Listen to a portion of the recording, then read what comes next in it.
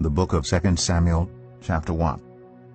After the death of Saul, David returned from striking down the Amalekites and stayed in Ziklag 2 days. On the third day a man arrived from Saul's camp with his clothes torn and dust on his head. When he came to David, he fell to the ground to pay him honor. "Where have you come from?" David asked him. He answered, "I have escaped from the Israelite camp." "What happened?" David asked. "Tell me." "The men fled from the battle," he replied. "Many of them fell and died, and Saul and his son Jonathan are dead." Then David said to the young man who brought him the report, "How do you know that Saul and his son Jonathan are dead?" "I happened to be on Mount Gilboa," the young man said, "and there was Saul, leaning on his spear, with the chariots and their drivers in hot pursuit. When he turned around and saw me, he called out to me, and I said, 'What can I do?' He asked me, 'Who are you?' 'An Amalekite,' I answered. Then he said to me, 'Stand here by me and kill me. I'm in the throes of death, but I'm still alive.' So I stood beside him and killed him, because I knew that after he had fallen he could not survive.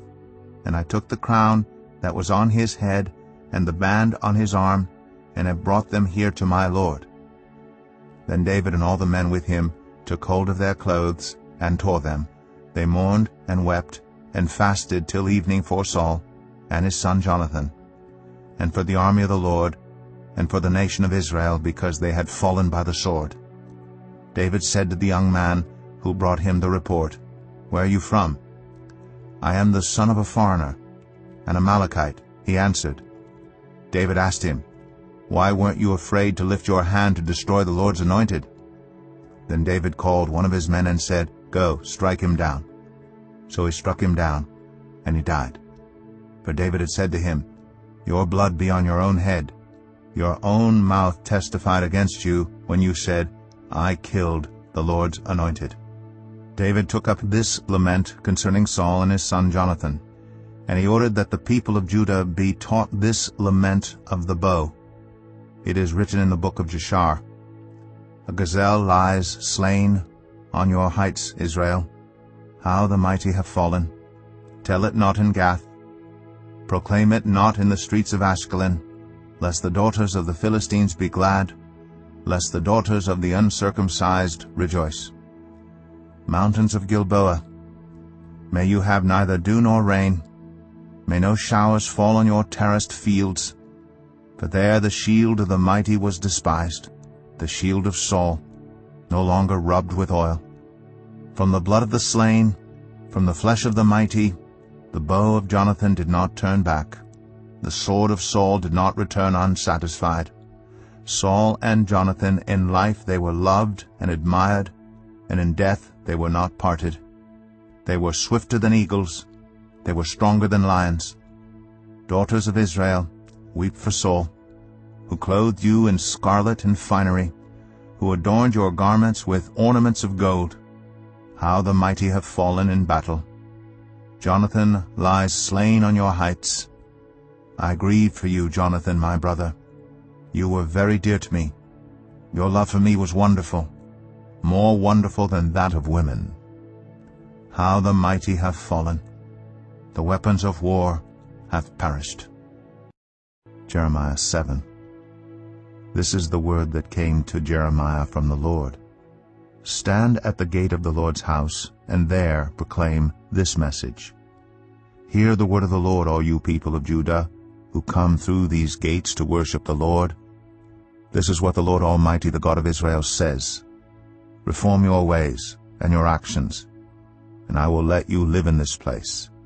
Do not trust in deceptive words and say, 'This is the temple of the Lord, the temple of the Lord, the temple of the Lord.' If you really change your ways and your actions and deal with each other justly, if you do not oppress the foreigner, the fatherless, or the widow, and do not shed innocent blood in this place, and if you do not follow other gods to your own harm, then I will let you live in this place, in the land I gave your ancestors forever and ever. But look, you are trusting in deceptive words that are worthless. Will you steal and murder, commit adultery and perjury, burn incense to Baal, and follow other gods you have not known, and then come and stand before me in this house which bears my name, and say, We are safe to do all these detestable things? Has this house, which bears my name, become a den of robbers to you?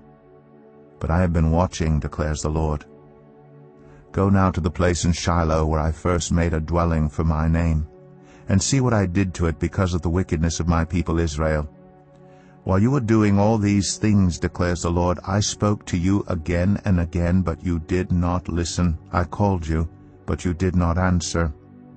Therefore, what I did to Shiloh, I will now do to the house that bears my name, the temple you trust in, the place I gave to you and your ancestors. I will thrust you from my presence, just as I did all your fellow Israelites, the people of Ephraim. So do not pray for this people, nor offer any plea or petition for them.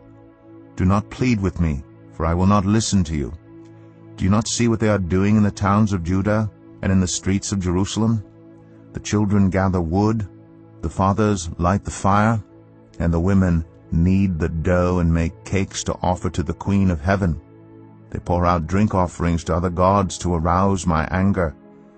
But am I the one they are provoking, declares the Lord?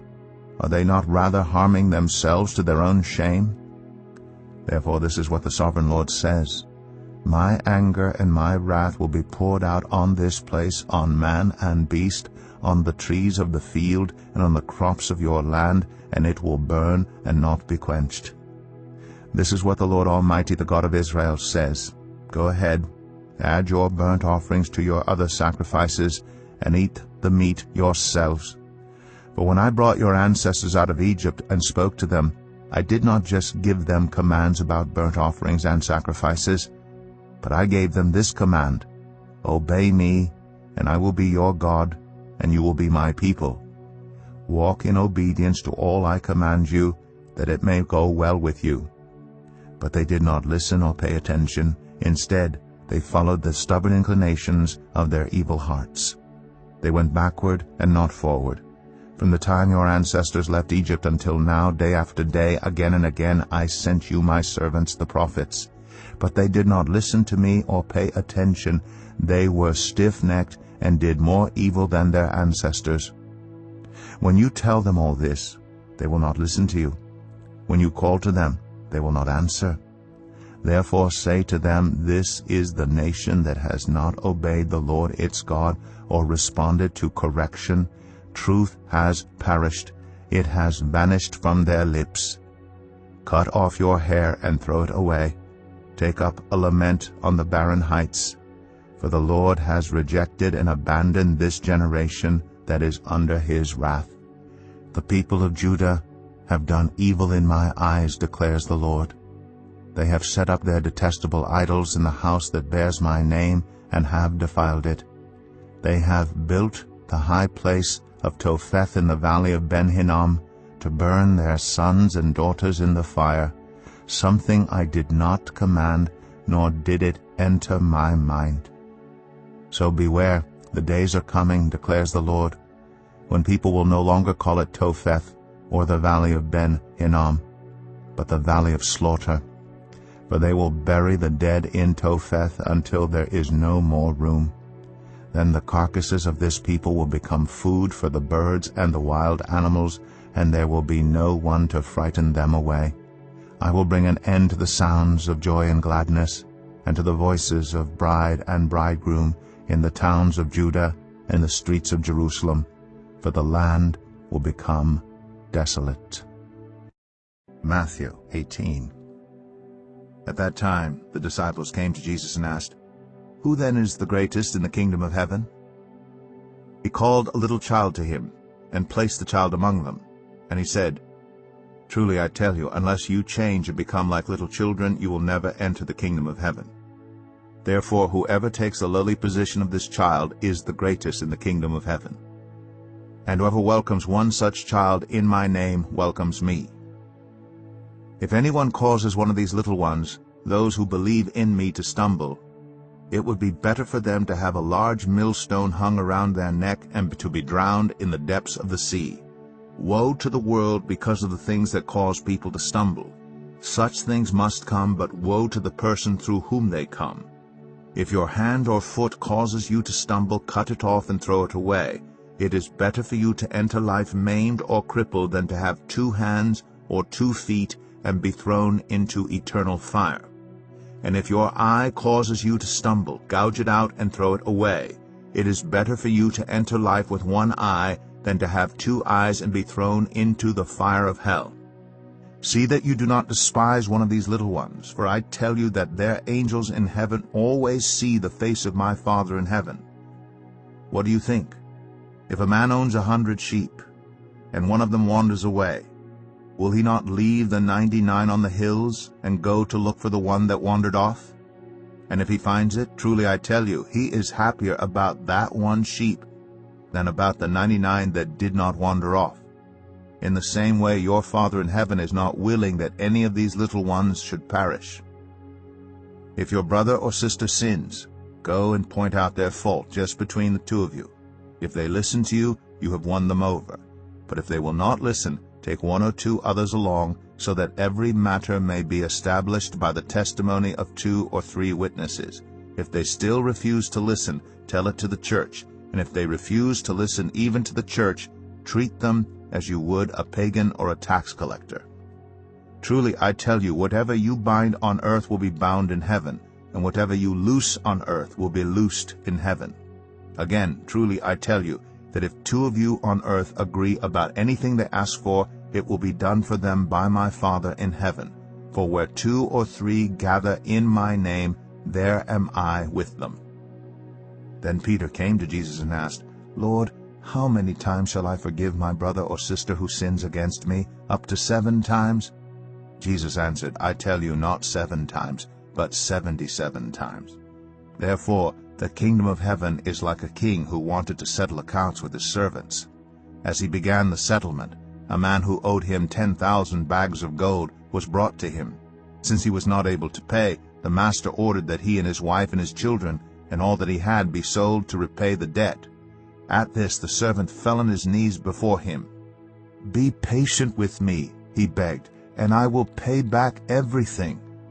The servant's master took pity on him, canceled the debt, and let him go.